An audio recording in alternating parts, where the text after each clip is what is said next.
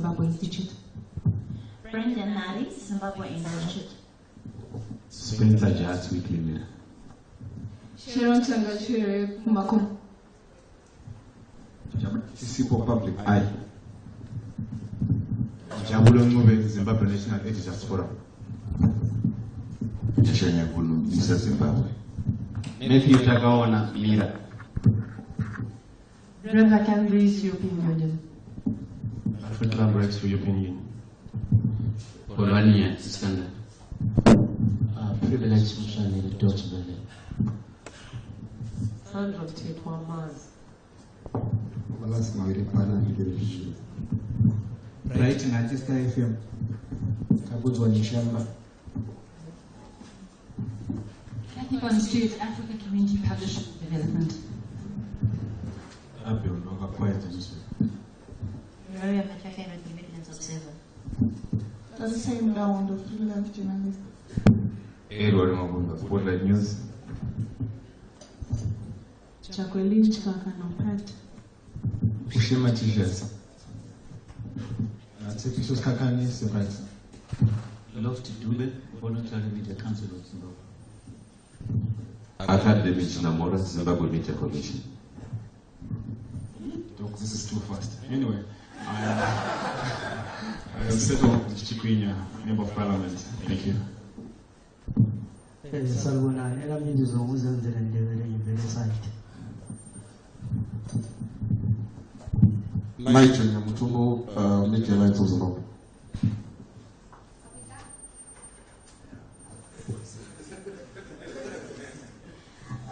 Oh, that is cute. Okay, so very quickly, just say it in one breath. My name is Abel Chipanera from Sister Newspaper from Marsh West. My name is Bronya at Police Sports Person. My name is Kunzeke Radio 260 Chat. Tafazo Mrangano Radio VOP. Kubeza Chakawira Freelance Journalist. Golden Maungani the Tales Zimbabwe.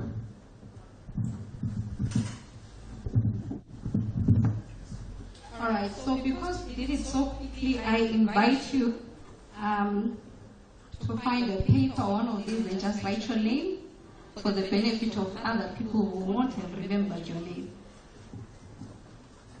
So that takes care of that. I'm going to invite Nigel to come and give welcome. No, he shouldn't give welcome remarks because I welcomed you even in Venda. We don't have time. Assume you're welcome. Nigel will give us the conference objectives, and then that will get us started. Nice. Don't welcome us.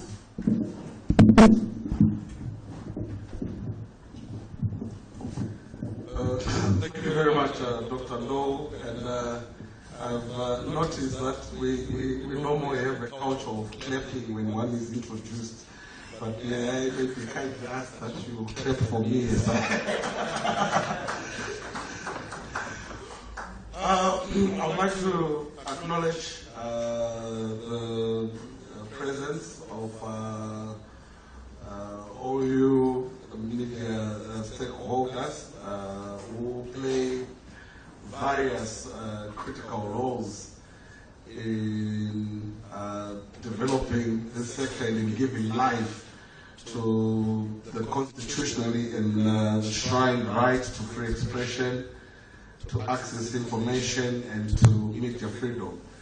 I would like to acknowledge the Honorable Chairperson of the Parliamentary Portfolio Committee on Information, Media and Broadcasting Services, who is going to be delivering the keynote address. Parliament is going to be playing a critical role in ensuring that reforms are implemented. We have for years been calling for the repeal of the Access to Information and Protection of Privacy Act, AIPA, for all its ills and for all the negativity that is put on this country. But we now know that the process to repeal IEPA is in motion. And as we speak, we have 2 bills that are before Parliament. And it is the Portfolio Committee on Media that already has conducted public hearings that will also be instrumental in ensuring that the bills that are enacted are not only in line with the Constitution, but they also give effect to citizens' rights, to journalistic rights, and indeed to media freedoms. I also acknowledge the members of Parliament within that same committee that have among us, including a veteran journalist who is also a vested media stakeholder, Honorable Kindness Baraza and Honorable Chikwinya. I would also recognize government representatives who I understand are on the way and in full support of this particular engagement, and we are also going to be outlining their vision insofar as the media landscape is concerned, media and information landscape is concerned, and also give some time frames as to that particular process. I recognize also Assistant Commissioner Nyati from the Zimbabwe Republic Police, because this stakeholders conference, we're also really going to be introspecting on the safety of media practitioners.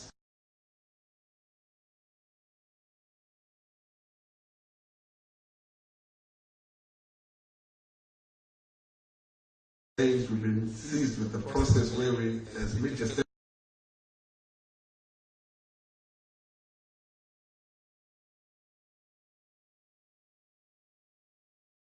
and for them to understand the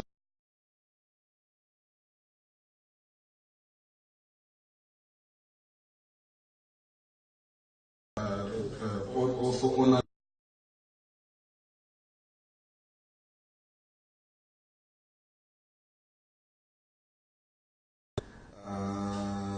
from our Jazera, who is going to also, we are going to acknowledge, who is going to be delving on issues around media sustainability, because it's one thing to have an open media, but without it being sustainable, it may be of no significance. We also recognize the Commission, the Media Commission, which is one of the Chapter 12 institutions, independent commissions recognized within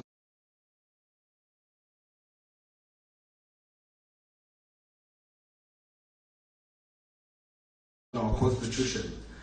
And while as the Media Alliance of Zimbabwe, we are proponents of self-regulation as obtained in the African Commission and Human and People's Rights Charter, that self-regulation is the most democratic form to regulate the media. We do recognize that the Constitution does give a mandate to the Zimbabwe Media Commission, and which is why in all our engagements we have been supporting a position of core regulation. And we have been working with the Media Commission in various capacities, and today we are going to be engaging with them around the Media Development Fund as part of the broader sustainability discourse, and as also part of the broader functions of the Commission provided for within the Constitution. So in a nutshell, I'm not going to be welcoming you as the doctor has said. I'm just going to outline that at the end of this engagement, we have 3 focus areas for this conference. One on the law reform process that is taking place, and we hope to have consensus around key issues of principle. As you have noticed that I have acknowledged various stakeholders who are instrumental in the discourse of media freedom, that we need to have an agreement in principle around co-regulation, around broadcasting diversity, around access to information, and so forth, in the discourse around the laws that are before Parliament and the laws that are going to be proposed. And then secondly, we are also going to be looking at the issues around safety, as I said, and we do hope to recommit to the resolutions that we arrived at International Day to End Impunity for Crimes Against Journalists, which we convened at UNESCO, where we committed to be ensuring, I was hoping I would read these resolutions, but in the interest of time I won't. But we made an affirmation that we will ensure an end to impunity for crimes against journalists. And these crimes are both external and internal. So we are going to have an internal introspection of harassment within media organizations themselves, and also introspect on the conditions of service, that is internally, but also externally, from various crimes that are committed from various players, be they political parties, be they the state. And at times the violence has been perpetrated by the police, but there was that commitment that we are going to be addressing the question of impunity, and any form of crime against journalists must indeed be investigated and prosecuted. And then lastly, as I said, we have that reflection on media sustainability, where we want to stimulate some discussion, learn from the region, learn from how other countries are being sustainable. And as we also see in this room, that we also have development partners, the Swedish Embassy, European Union, International Media Support, and so forth, to also reflect on the areas in which, as development partners, we are able to be supporting each other, and indeed, at the end of the day, ensure that Zimbabwe has hashtag media freedom. So with those remarks, I'd like to thank you all for making it, and wish you successful deliberations. Oh, by the way, let me welcome those that are watching us on the various online platforms, Sly Media, the St. Peppers Television Network, and all the various social platforms. We will be getting your input to this conference and also be sharing with them. With those remarks, Dr. Ndou, I wish to descend as you assume your position of power. Thank you very much, colleagues. All right, thank you so much, Nigel. That was very brief.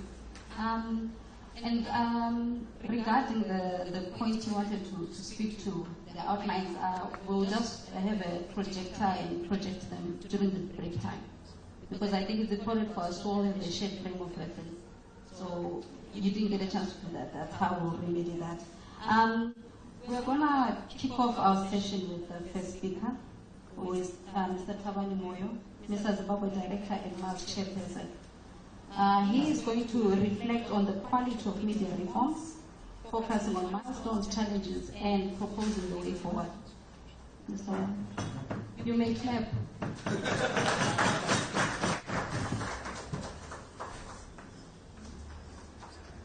Good morning, ladies and gentlemen, delegates to this important reflective meeting.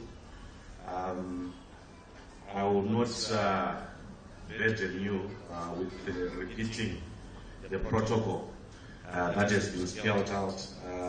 Safe to say that we are, as stakeholders, as the Alliance, grateful for your participation in this meeting.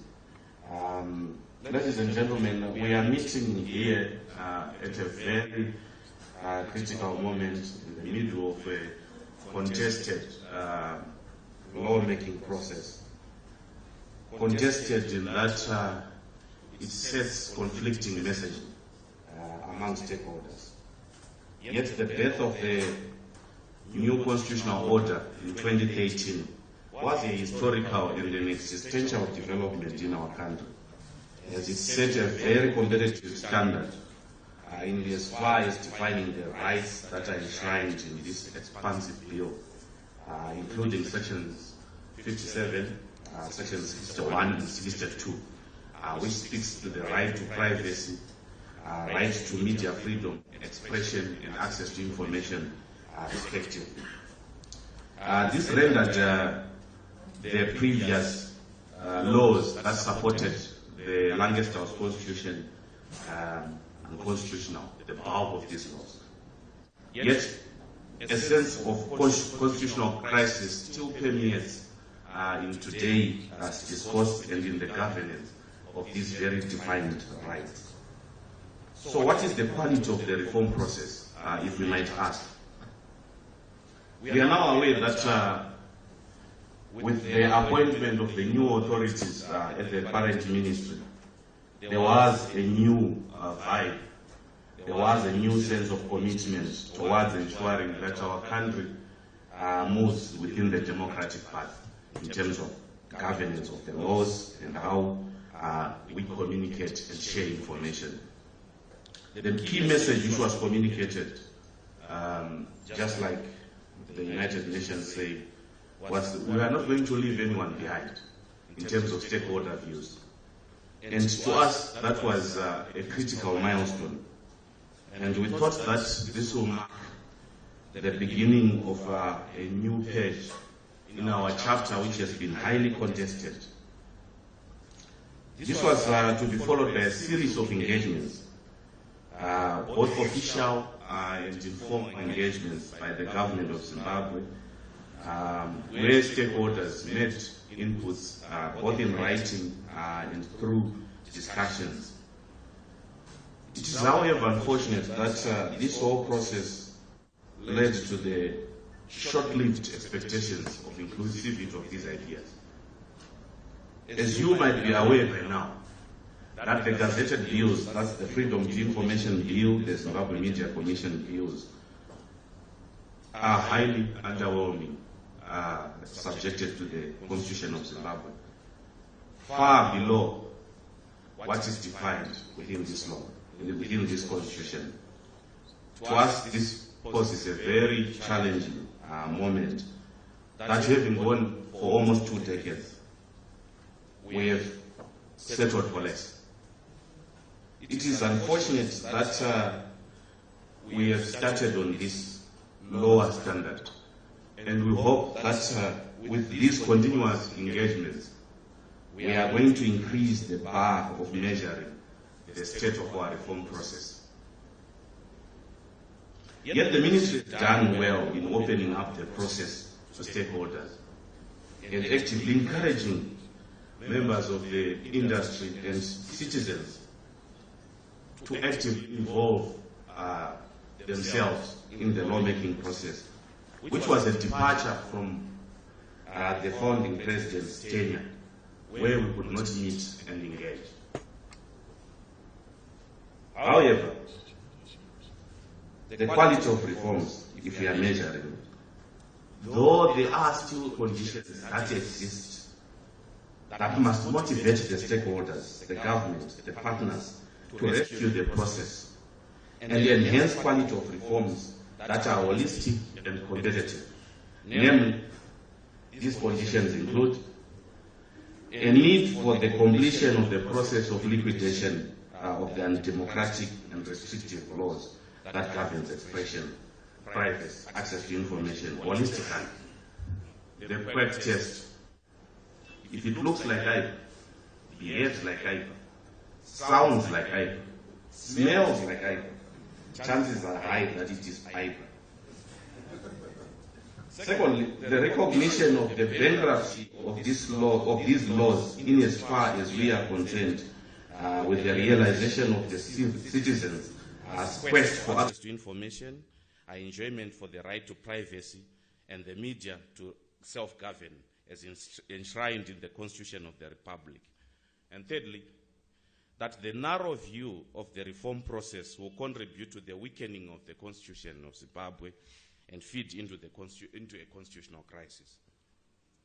We must therefore take advantage of this multi-stakeholder approach towards changing the circumstances through holding daily the proposition that Zimbabwe has taken too long to arrive to this stage of reforming the laws, and that Zimbabwe is no less a republic for her people to be governed by archaic laws, hence the need to set the benchmark for the attainment of high-quality laws through measuring them against the following regional and continental standards, namely the African Charter on Human and People's Rights, the Windhoek Declaration, Declaration on the Principles of Freedom of Expression, Access to Information, the African Charter on Broadcasting, the African Platform for Access to Information, African Commission on Human and People's Rights Model Law on Access to Information in Africa, African Declaration on Internet Rights and Freedoms, and the African Charter on democracy, elections, and governance. This applies to the next frontier of the battle for the modernization of our laws, which is the Parliament of Zimbabwe.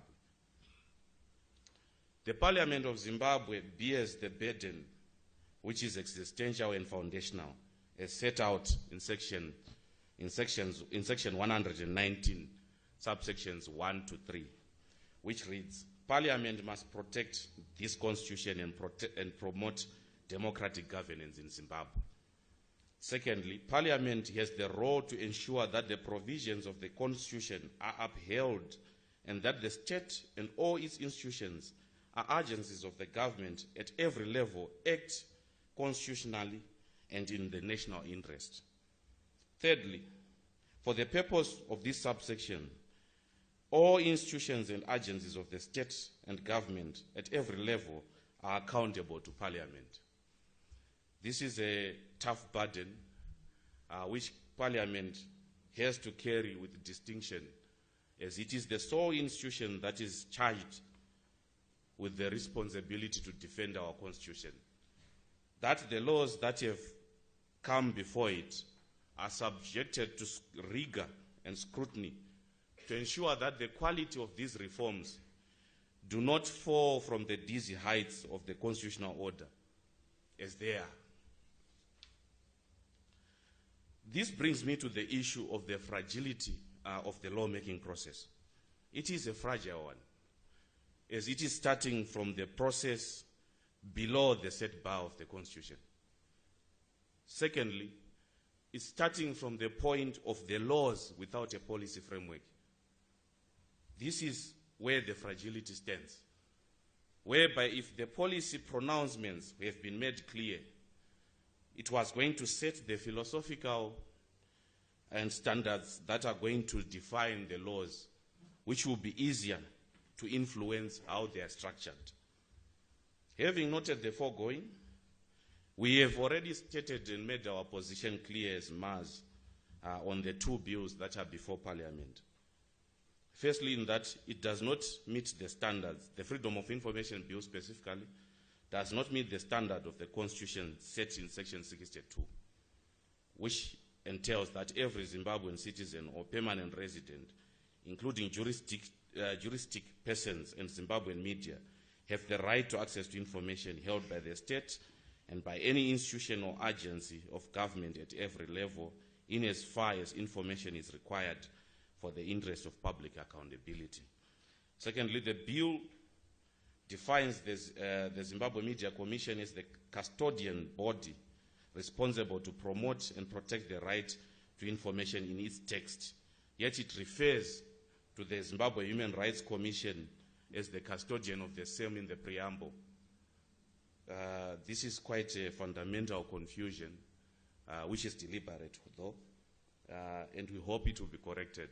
That the repository of this responsibility be the Zimbabwe Human Rights Commission, as the right to access to information is a human rights issue, not a media issue. It does not provide for the mechanism for proactive disclosure, does not define a comprehensive whistleblower protection and promotion mechanisms, and subjects the burden of costs to the citizens when they are requesting information accumulatively. And above all, it has heavy exemptions, which accounts to denial of information. The ZMC bill, on the other hand, entrenches statutory regulation, seeks to criminalize the industry through proposing terms of imprisonment and fines. It attempts to smuggle back criminal defamation, which MISA challenged at the courts in 2016 and was granted.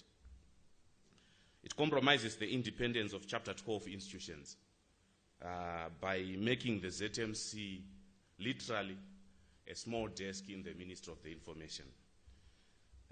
This is unconstitutional. This is very much unconstitutional. Why? Because the Constitution, in establishing the Zimbabwe Media Commission, points that the Commission is independent, that the independence of this Commission is not subject to the direction or control of anyone. That no state or any other person shall interfere with the functions of the Commission, and that it is only accountable to Parliament in as far as enhancing its duties and performance. These rights that are defined cannot be taken away by a person, by a department, by an institution. And we hope that Parliament will subject this process to extensive scrutiny and ensure that our laws are very competitive and are in sync with the regional and international best practice. Ladies and gentlemen, Programs Director, the quality of the reform process is in the text. The current text, as you have now realized, does not meet the local, regional, and international standards. Though we are happy with the government's good gesture that we must engage, we shall continue to engage. But the government must also start showing tangible results through assuring that the reform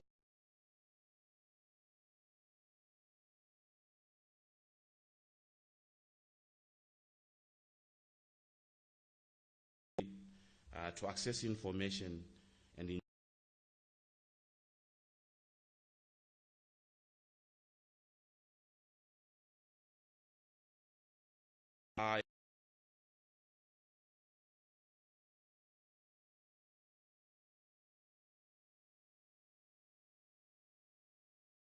thinking of a holistic approach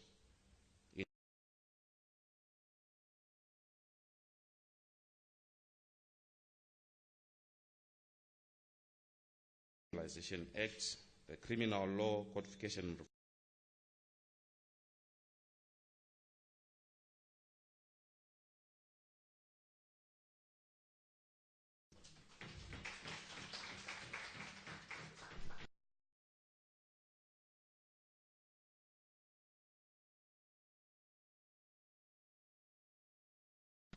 Mr. Moyo, by the powers vested in me as the facilitator,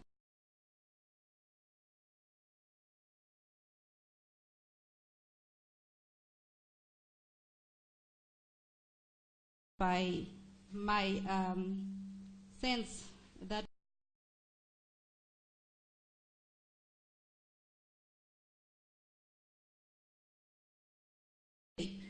my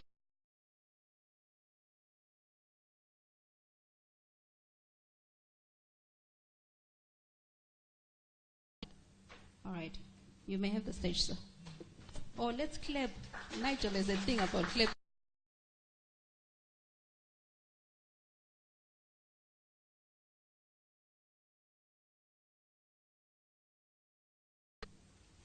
Thank you, Dr. Ndou.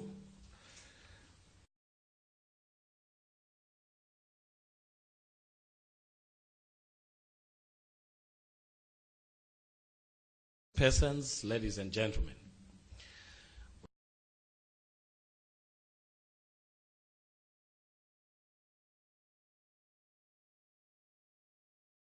Allow me to call you colleagues.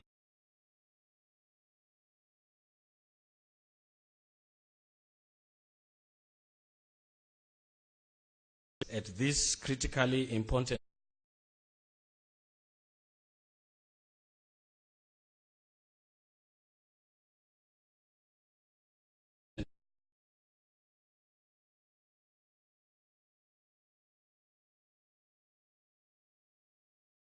by thanking MAZ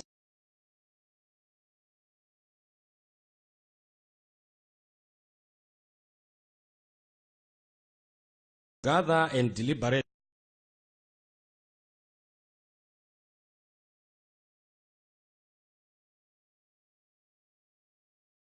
that is currently prevailing.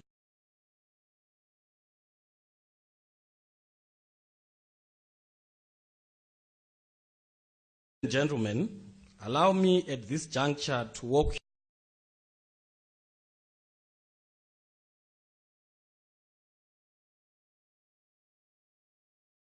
you title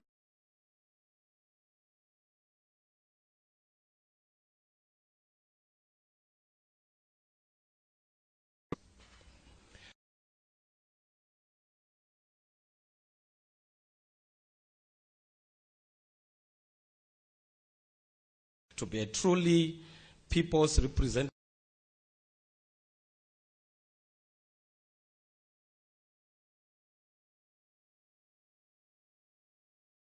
The Parliament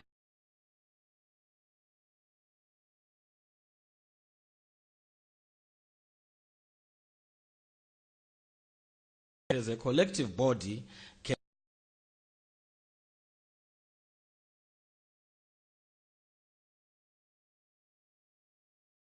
gets function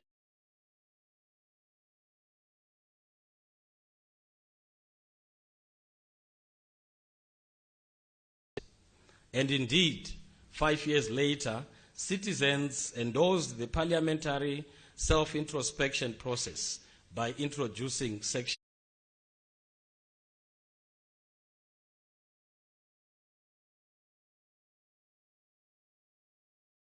141 into the Constitution of Zimbabwe of 2013. Portfolio committees that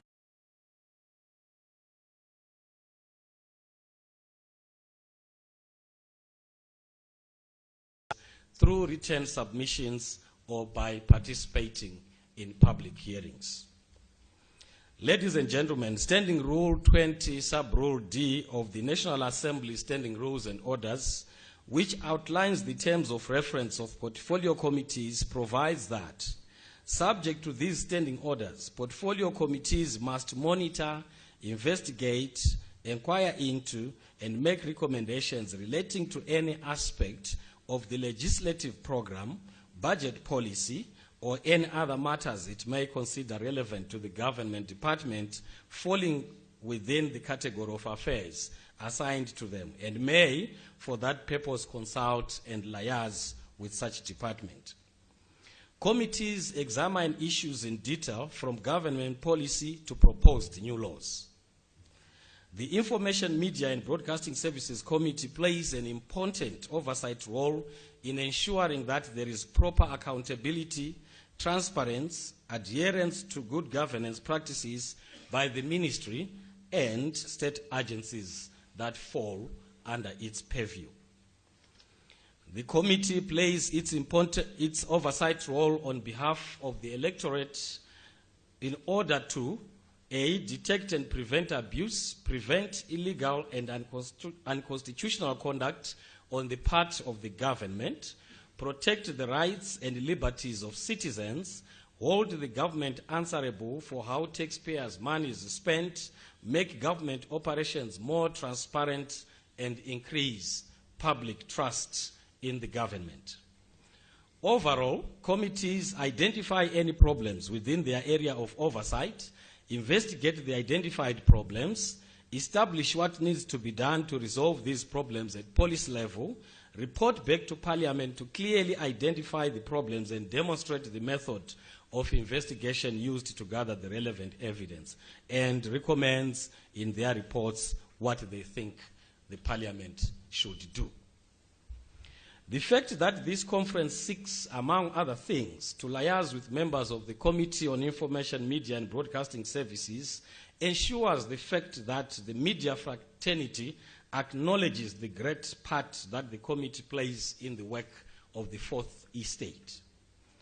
This conference will hence empower the committee to conduct oversight on legislation and policies governing this important sector from an informed and evidence-based position.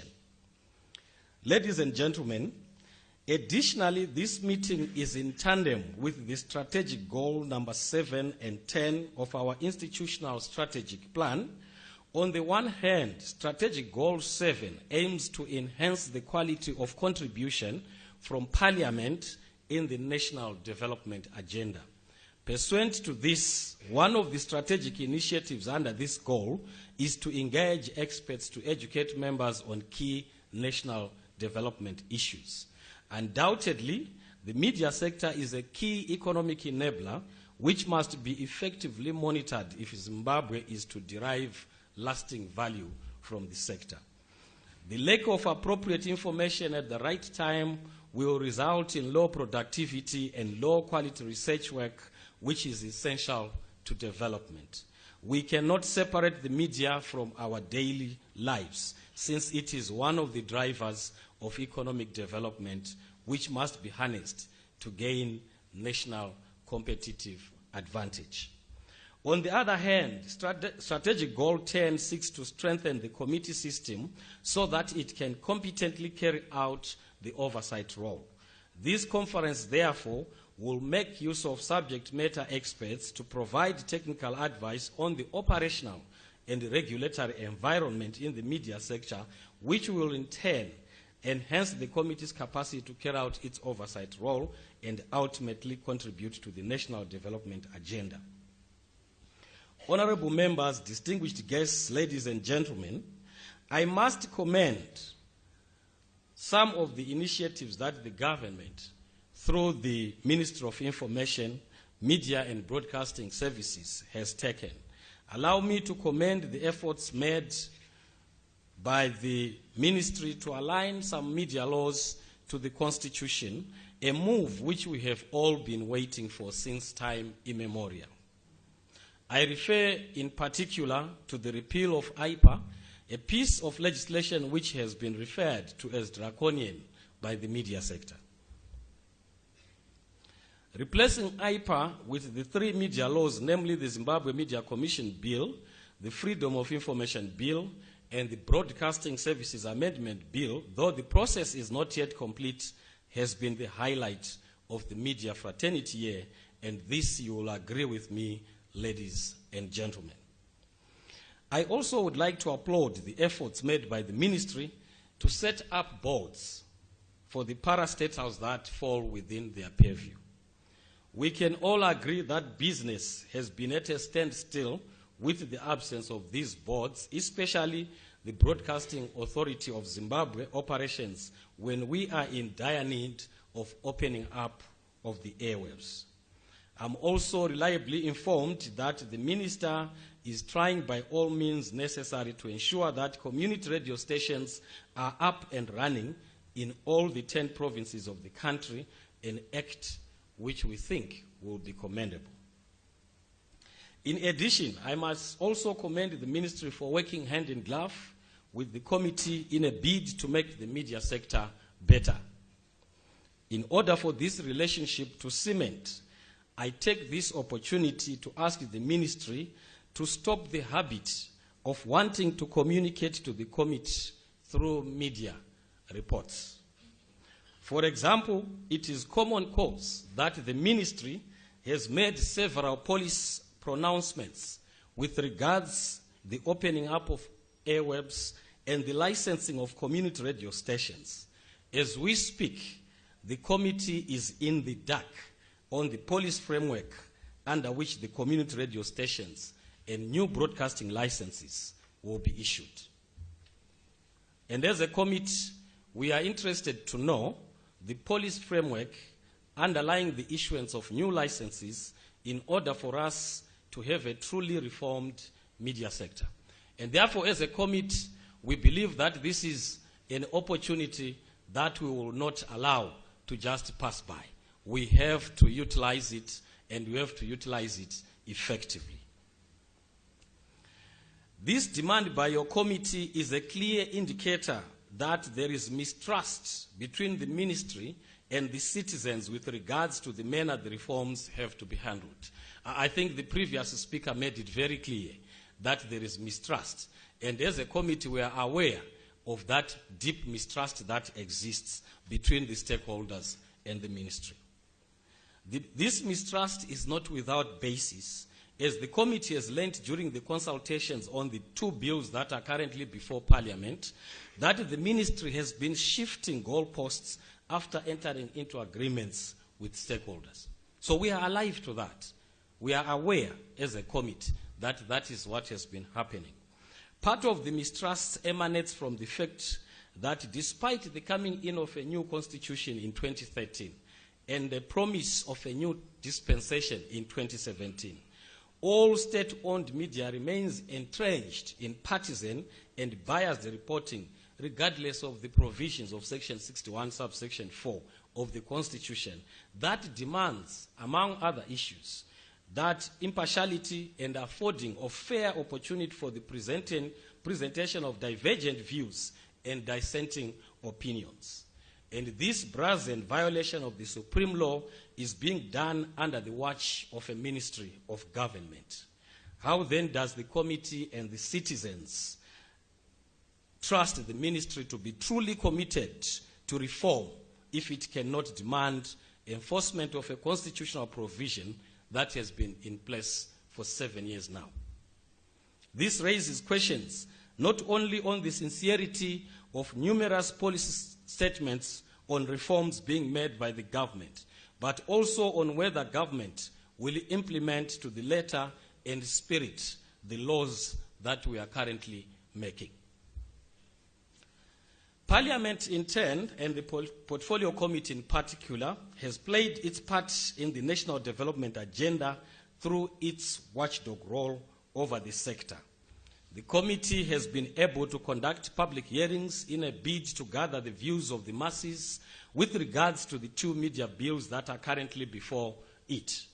I am reliably informed that this is also the main reason why we are gathered here today, to have dialogue with all the stakeholders in one place so that we all come to an agreed position with regards to some sections of the aforementioned bills.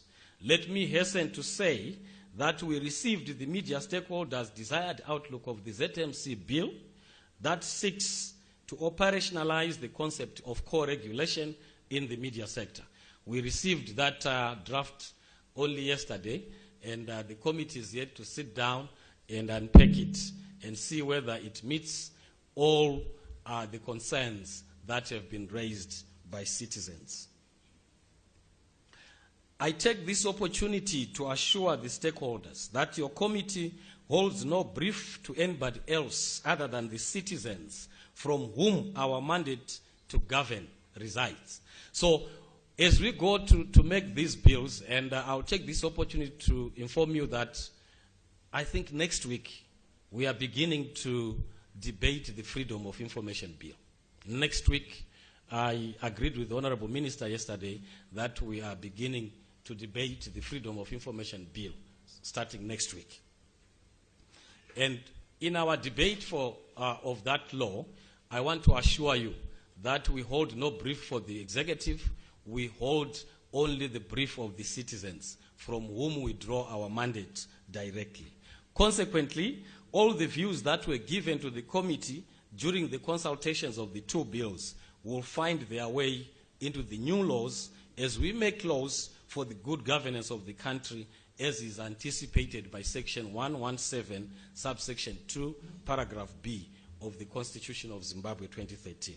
Your committee has also been able to conduct a number of oral evidence sessions with the relevant ministry and its parastatals and other stakeholders.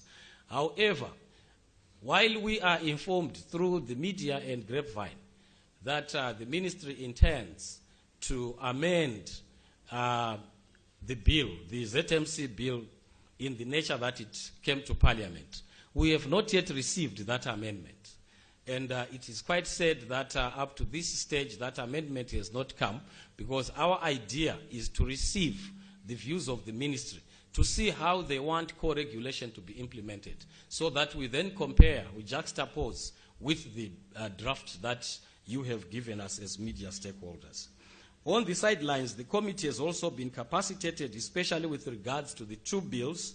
We have had extensive engagement with most of you media stakeholders, where your views have been highlighted, and we are taking them aboard into the new law. So this underlines the fact that Parliament, through its committees, plays a complementary and oversight role to central government. Honorable members, ladies and gentlemen, the main task up ahead then would lie in ensuring sufficient speed in decision-making processes, allowing widespread participation in policy making, guaranteeing accountability of decision makers and stakeholders, and encouraging responsible behavior among all those using our media outlets. Given the rapid pace and wide extent of developments in the world, it is imperative to call for frequent, broad, and open dialogues between the various sectors of society to best address the daunting challenge of utilizing and harnessing the media without adverse effects on the socio-economic fabric. In view of this, as we deliberate on the concept of co-regulation, it is our view as a committee that Zimbabwe should adopt a framework similar to one that is in place in both Sweden and Denmark. And I'm happy to have our colleagues from Sweden and Denmark that are here. We envisage the creation of a press council.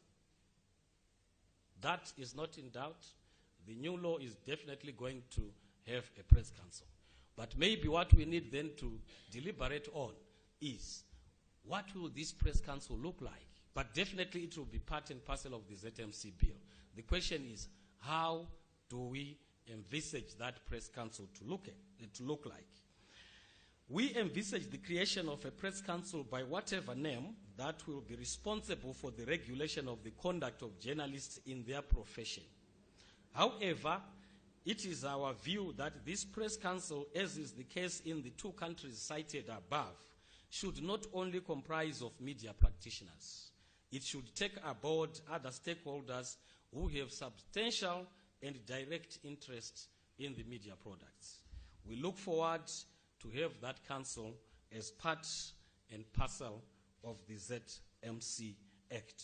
Let me conclude my remarks by once again expressing my sincere appreciation to you, our stakeholders, and the members of Parliament who are here for taking time off your busy schedules to attend to this conference. Your presence here attests to the high premium that you place on your role as the fourth arm of state. For the members of Parliament here present, this points out to the importance that you attach to your work as the supreme representatives of the people. Allow me to reiterate my gratitude to MAZ for providing the much-needed financial resources for the hosting of this conference. It is my hope that you will find this conference mutually edifying. I thank you.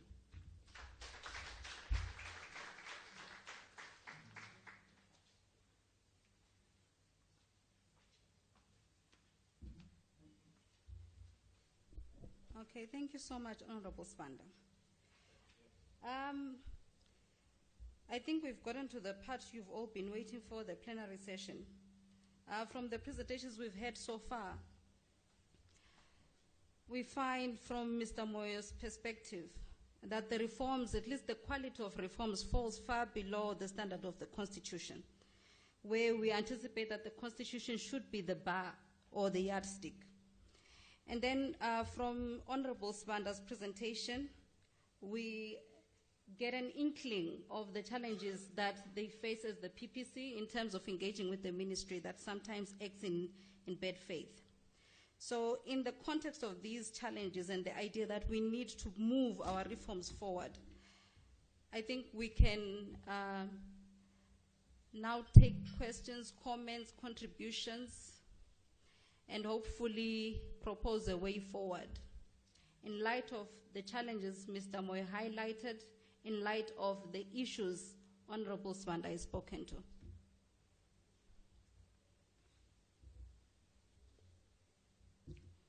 Questions, comments?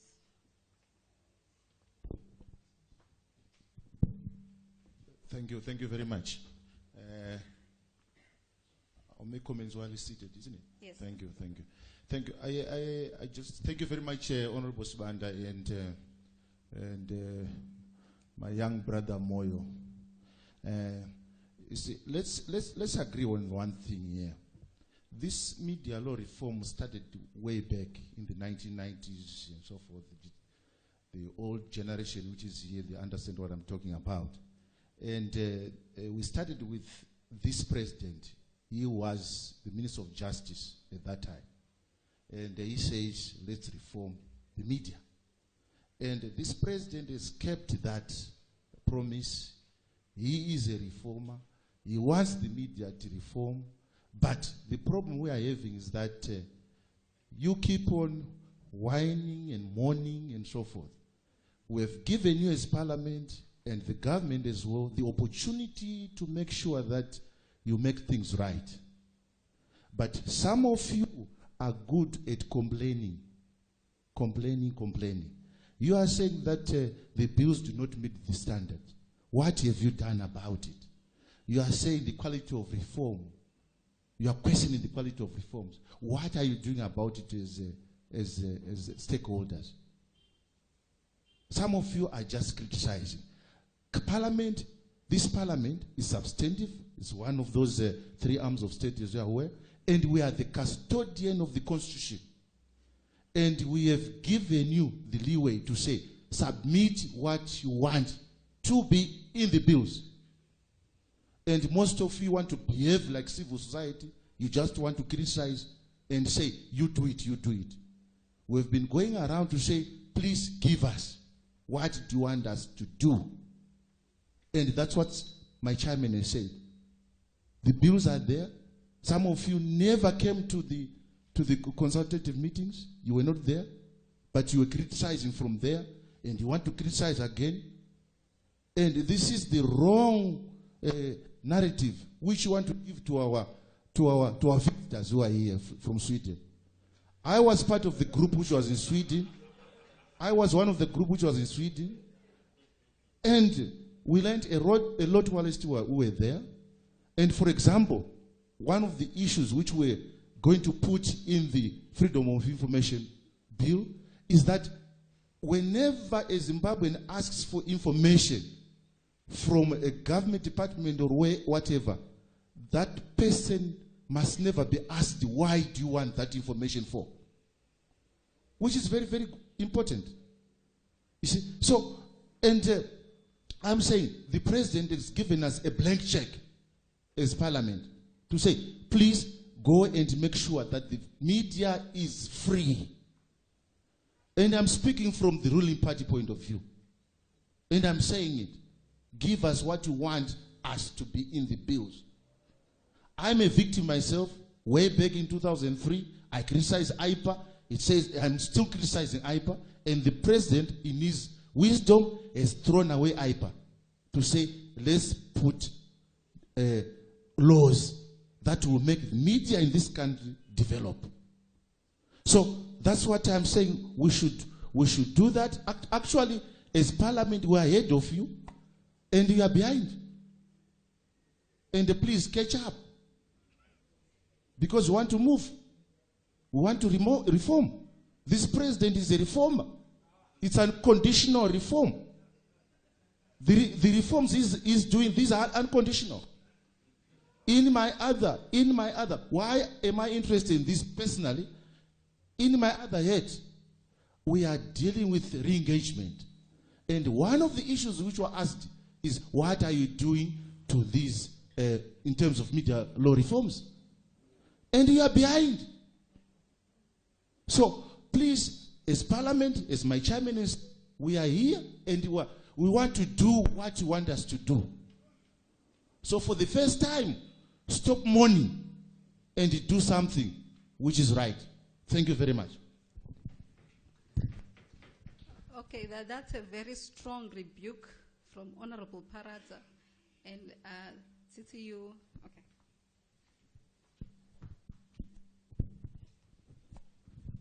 Thank you very much to the speakers, Honorable Sibanda and Tabani Moyo, and also Honorable Paraza, who has just responded.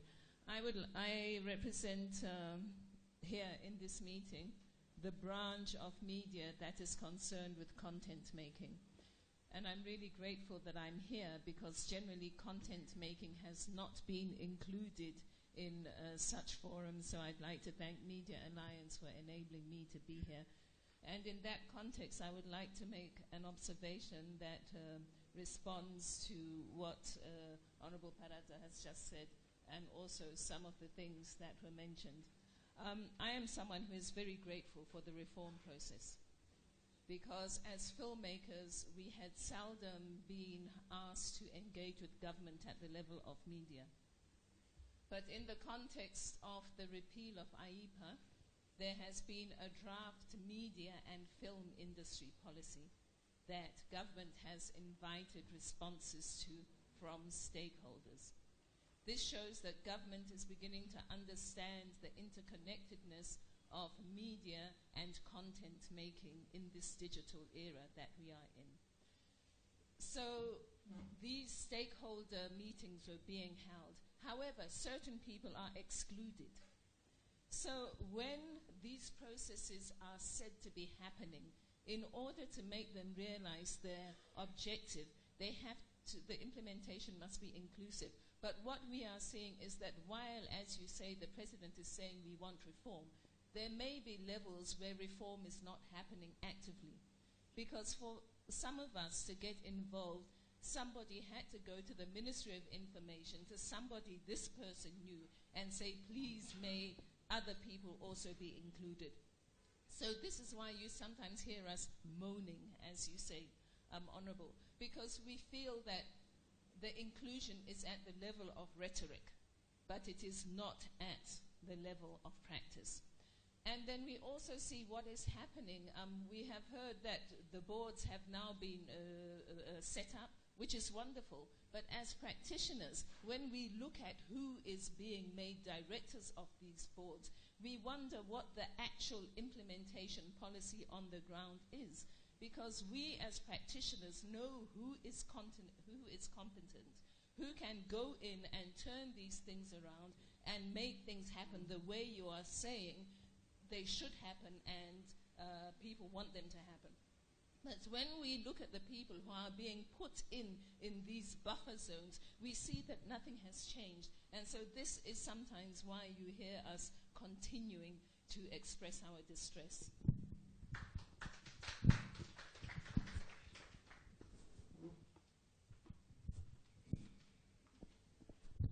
Okay, I'll take two hands at the back and I'll see if my speakers want to respond. There hasn't really been a direct question to anything they said. I would like us to at least respond to their presentations in some fashion. Yes, I'll take 1, 2 at the back. Oh, that's quite a walk.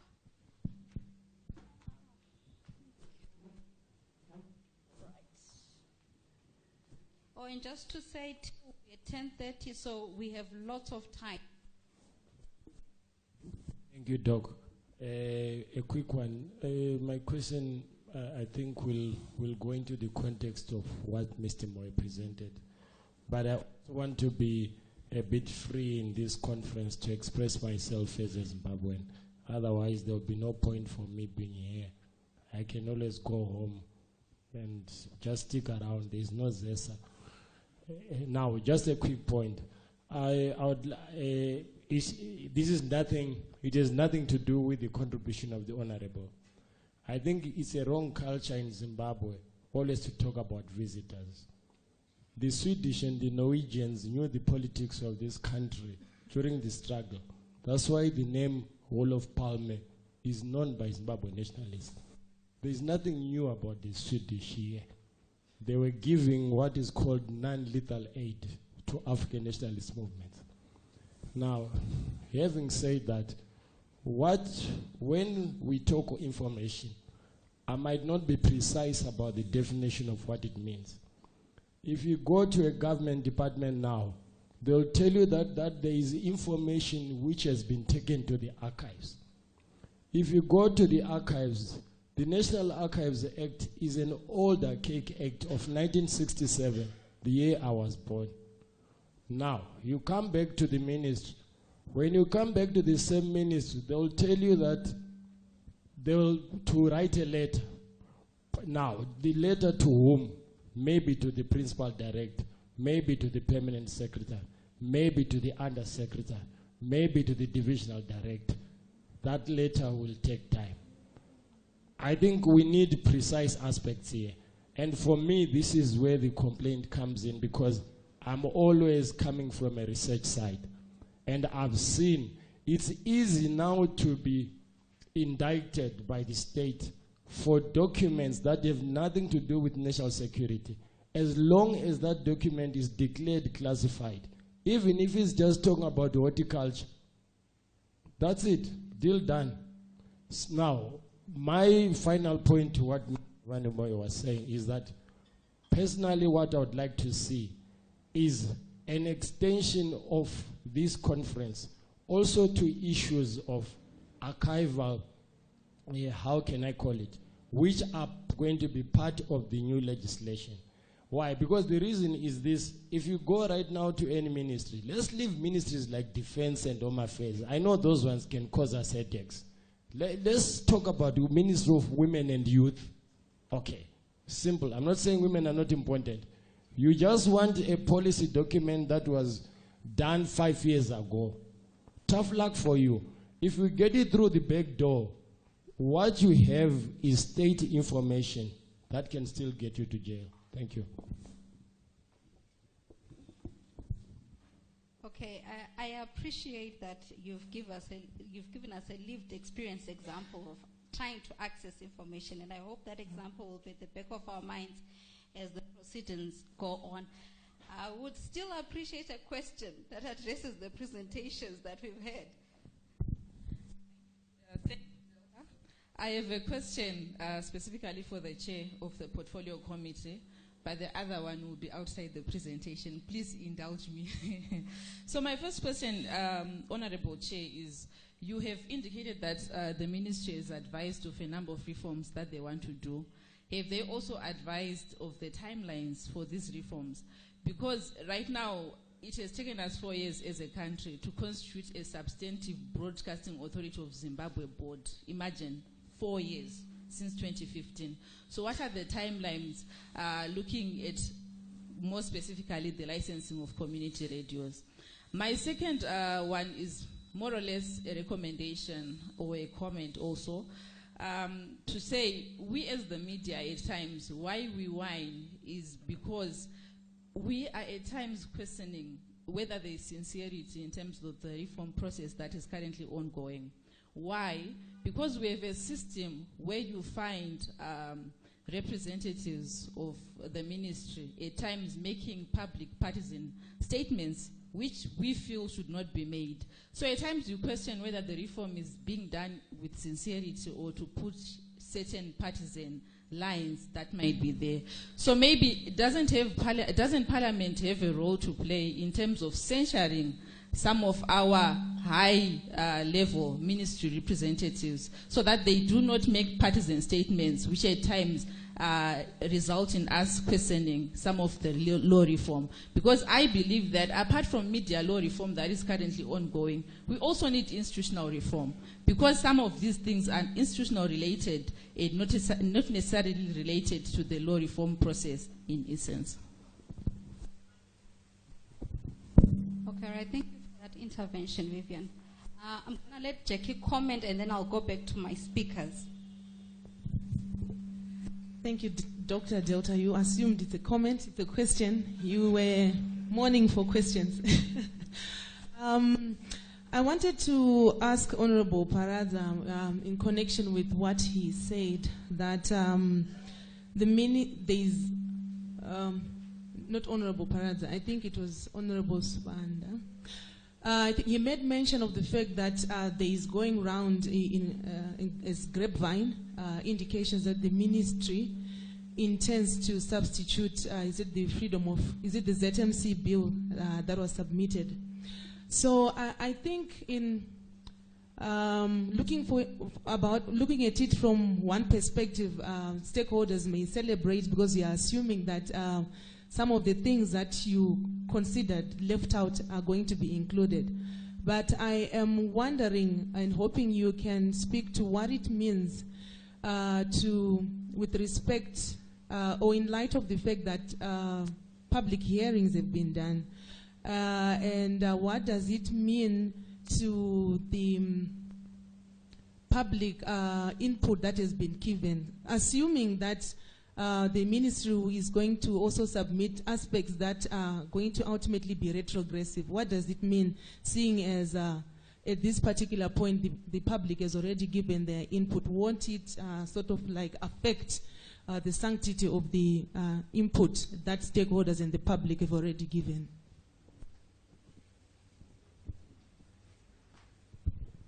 Thank you, Jackie. Okay, so I'm going to come back to my speakers, and I hope somebody will respond to Honorable Paraza's very strong rebuke. He wants to know, what have you been doing? Tavan, I think that's you did most of the moaning in your presentation. That's in quotes. Thank you very much. I understand Honorable Parad's strong points. This is a forum where views should erupt the way they've done. It must happen here so that we find solutions. But the whole process that MAZ believes in is that to critique is to inform. So if you critique a position, you are not saying go to hell. You are saying add value to it. So in our process of checks and balances, if we tell the Honorable MP that the current ZMC bill does not include co-regulation, that's not speculation. He has the bill there. It's a fact. If I say the ZMC, the Freedom of Information Bill, is a bit clumsy in that in the preamble it complains to ZMC, to the Zimbabwe Human Rights Commission. In text, it refers to the ZMC. That's not Moyo or MAZ's position. It's a fact. It's there. All we are saying is we are reading what the ministry has brought to Parliament and pointing Parliament to where the gaps are. If Parliament decides then to abrogate the task of defending the Constitution, then that's a different debate, because they would have opted to maintain underwhelming positions beyond the Constitution that they are established to defend.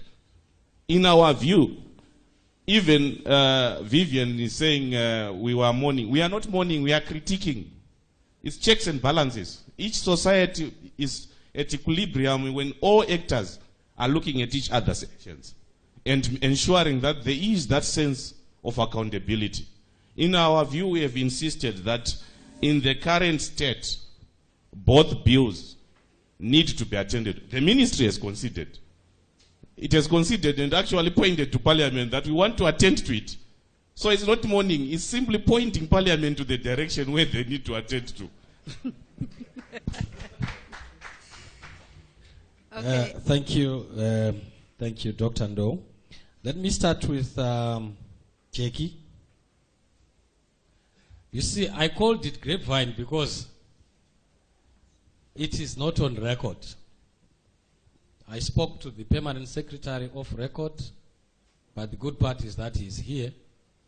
And he went at length to assure me that the omission was not his own to leave the co-regulation component. And he had promised me that we will receive an amendment from the ministry indicating how they want co-regulation to happen. And we haven't received it. So that's why it still remains grapevine. I'm still waiting for it.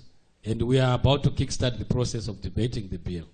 And what we have currently are only the views that we got from the citizens, and also a draft that we got from you major stakeholders indicating that this is how you want co-regulation to appear. And remember, the ministry is a key stakeholder in that. And if the amendment comes from the ministry, what does that, where does that put the input from the public? The input from the public is going to be fused with all inputs coming from everyone else. The benchmark, like someone indicated, is the Constitution. What does the Constitution say? And what are the aspirations of Zimbabweans with respect to the media fraternity? So those aspirations are basically what we are beholden to as a committee, and nothing else. I think I emphasized that in my speech, that we are beholden only to the citizens and their aspirations, and to nobody else. So basically the input that came from the stakeholders during public consultations will be taken aboard when we then have the complete draft of the ZMC bill. Doesn't Parliament have power to censure senior government officials who make partisan statements? Look, I think that is actually an indicator of our governance style. And I think Parliament would find it a very torrid business to follow up on these senior government officials when they make partisan speeches, maybe on social media, like Mzukuru wangu Mangwana. He's always too partisan in most of his tweets that he sends. You know, he can tweet putting on a Barretta signed Dara Jim Gag. You see, and surely I can't follow him up on everything that he does. But what we expect is that there should be a change of culture, of governance, and how senior civil servants maybe view themselves in line with the aspirations of the people. But I don't think really as Parliament we can be able to chase after each and every one. Then Vivian talks about media questioning the sincerity of reforming the ministry. I also questioned it in my speech. We also question it. And what makes us to question, like I indicated, is basically two things. Since 2013, we've got a constitution that provides in section 61, subsection 4, how state-owned media houses should behave. But since then, they continue to behave in a very partisan way, under their watch. They haven't done anything. The constitution is there. And no one is saying to ZBC, to Zim Papers, no, behave in line with the provisions of the constitution. But we have got a ministry, and they've been watching. So we also, that for us is also a basis for mistrust. And then the other aspect is this, that makes us to mistrust. You talked about community radio stations. They have never told us when they are going to license them. We just hear them saying it in newspapers and events, wherever there are events and functions. The minister is so forthcoming in pronouncing, just like the PEMSEC is so forthcoming in pronouncing. But they haven't brought anything in black and white to the committee to say, committee, in terms of community radio stations, these are the policy, this is the policy framework that we want to work in. We don't even know how community radio stations licenses are going to be issued, or how the general opening up of airwaves is going to be done, because we haven't been given the policy framework by the ministry.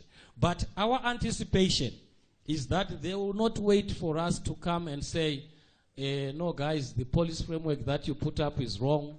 I hope they will be consultative in their approach. They'll come to Parliament first before they start implementing. We don't want a situation that they begin to implement before they come to Parliament, and Parliament ensures that in its oversight role, whether that policies match the aspirations of the people that are espoused in the Constitution. Because that's our business. That's our major business. So we are still waiting for them. We don't know when they are going to start licensing, but we assume that they'll come and tell us before they start licensing. Because there are questions that we need to know. We need to know the issues of ownership. I know my engagement with the Honorable Minister and also the PEMSEC has raised issues on ownership. Who will be owning the community radio stations and so on and so forth. So we believe the funding of community radio stations. So we just hope that the ministry has a complete policy in that regard. And if they have it, we are waiting for that policy to come to the committee so that the committee scrutinizes it and see whether it meets the requirements of the Constitution and the aspirations of Zimbabweans. So I think basically, then Tsitsi, you talked about the boards that are appointed. It's not yet late, Tsitsi, for you to then say, as a stakeholder, we have got a query on such a board that was appointed by the Honorable Minister. You can do that and write to the committee. The committee hasn't had an opportunity to interact with the boards because we've been busy with the media law reform. But we would also love to interact with the boards. And I'm sure we'll be very happy to interact with the boards after having received information from stakeholders on how they perceive those boards that have since been appointed. So it's not yet late. I think you can as well continue to engage with us in various ways so that we also become aware how the stakeholders view the boards. Thank you. Okay, thank you so much, Honorable Spanda. I think we've got about 6 minutes, which means I can only take one more very burning question or contribution. I just wanted to comment, though. There was a question around, is there a way that citizens can use the PPC to press for institutional reforms? Because somebody made that observation. It's not just about the media reforms, it's about the institutional reforms. And you've sort of referenced it. So it's one thing to have media reform at that level, but institutionally, how editors behave, that's institutional culture. So is there a way that the PPC can be an avenue for citizens to drive such a process or to initiate such a process? Just quickly. Our duty is basically oversight, like the Constitution says. And in our oversight duty, we are there to ensure that the state and its agencies comply with the provisions of the Constitution. Like I am saying, that 7 years after the Constitution was made, ZBC is still behaving like a ZANU-PF propaganda machine. It's said. But how then do we behave as the committee? What we need then to do as the committee is to continuously engage the ministry and also continuously engage the board for ZBC to say, no, look at the Constitution. This is what the Constitution demands of you and not the manner that you are acting. So we believe that by engaging them, they will reform. Banamangwana, I just hope they will reform as we continue to engage them. There's a lot of hope to go around. Okay, so I just wanted one, but I respect Lofty so much, and Rihanna's hand has been up for a while, so I'll take two, but very quickly because we need to break for tea. Rihanna Masters, I wear many hats, but this question I wear the hat of board member of Voluntary Media Council of Zimbabwe. And as you quite rightly pointed out, we've been part of that process of consultation. What worries me is when you talked about the grapevine issue and you talked about the ministry having already got a position around co-regulation. What worries me is that we're in this consultative process, we feel we're engaging with what's on the table, and then if this co-regulation is going to come after the consultation process, you know, it then is passed off as a consultative process where they talk with stakeholders. But actually, we didn't have that engagement around what was envisaged and what's going to come up. And that is of concern to me, and I presume it is of concern to you as the PPC.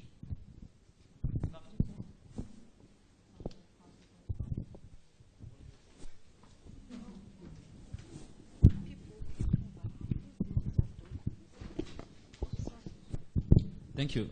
I have one question, but I'm tempted to go back to my brother KP because I've had this discussion with him in terms of the president being reform-minded. I firmly believe the president is reform-minded, but I doubt whether the people who are supposed to be implementing the reforms are in the same league with him, the same mind frame, because you spoke about us being behind. I think we are ahead.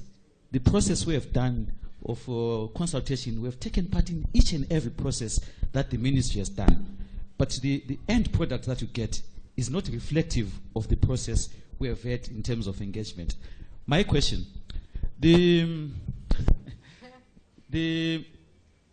Tabani alluded to that fact in terms of coming up with a national media policy. In one of our consultative processes, we were given a document which came as a draft national media film policy. This is supposed to be a policy framework from which you draw your national laws. We have a situation where we have a cut. I was just trying to establish from other people whether that policy has now been adopted. We just saw it once in one conference where we were given a draft policy to say this is a national media policy.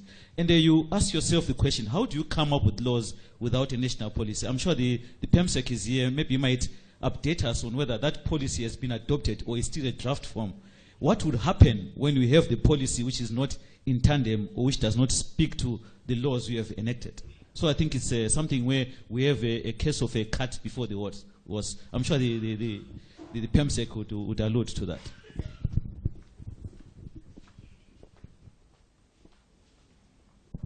Okay, thank you, Lofty. And the PEMSEC has heard what you have to say, but I'm going to allow him to go and have tea while he's pondering your contribution, and he will come back and address it. So we will break for tea. I will invite our panelists to proceed. This is to allow the PEMSEC to have tea first so that he's back here first so that you may then get your response, Lofty. I think that's in order. All right. Our tea is going to be 15 minutes long. So if by the time we get started again, you are still having your tea, I invite you to bring it in because we want to keep time. That's very important. So our speaker after tea will be the PEMSEC. And I'm glad that he was here for the tail end of this discussion. He has heard everything we've been saying about the government. And he will smuggle rebuttals into his presentation. Okay, thank you so much.